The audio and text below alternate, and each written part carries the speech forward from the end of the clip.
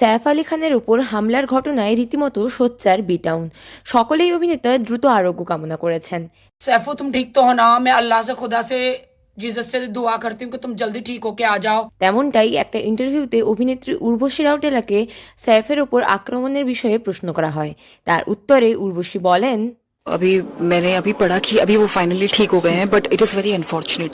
कितना ज़्यादा देखभाल करना पड़ता है। अभी आप खुद ही सोचिए, डाकू महाराज की 100 करोड़ 105 करोड़ की सक्सेस के बाद माय मदर, इन्होंने मुझे गिफ्ट की diamond studded Rolex, and my father ने मुझे ये मेरे हाथ में पहनी हुई छोटी सी मिनी वॉच गिफ्ट करी।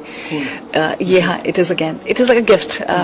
অভিনেত্রীর এমন কাণ্ডজ্ঞানহীন বক্তব্যের পর লোকেরা তার তীব্র নিন্দা করেছেন। তাকে শো অফের দোকানও আখ্যা দেন কেউ কেউ। এরপরই অভিনেত্রী সোশ্যাল মিডিয়ায় একটি বিবৃতি জারি করে ক্ষমা চেয়েছেন। উর্বশী লিখেছেন, প্রিয় সাইফ আলী খান স্যার, আমি আশা করি এই বার্তাটি আপনাকে মনের জোর দেবে। আমি অত্যন্ত দুঃখিত, লজ্জিত। আপনার প্রসঙ্গে কথা বলার সময় আমি ডাকু মহারাজের সাফল্য এবং উপহার নিয়ে কথা বলেছি। পরে আমি বুঝতে পারি বিষয়টা। দয়া করে আমায় ক্ষমা করবেন। ঘটনাটি জানতে পেরে আমার খুব খারাপ লেগেছে। আমি আপনাদের পরিবারের পাশে আছি।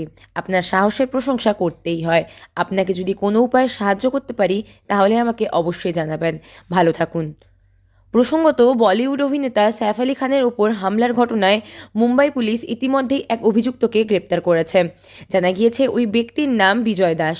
তবে সদ্য পুলিশ জানিয়েছে গ্রেপ্তার হওয়া ব্যক্তির আসল নাম তা নয়। সে একাধিকবার নিজের নাম হারিয়েছে।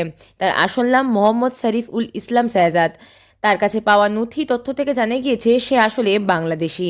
পুলিশ আরও জানিয়েছে অভিযুক্তকে কোর্টে পেশ করা হবে যত দ্রুত সম্ভব। গত বুধবার গভীর রাতে নিজের বাড়িতেই হামলা হয় নবাবপুত্র সাইফ আলী খানের ওপর।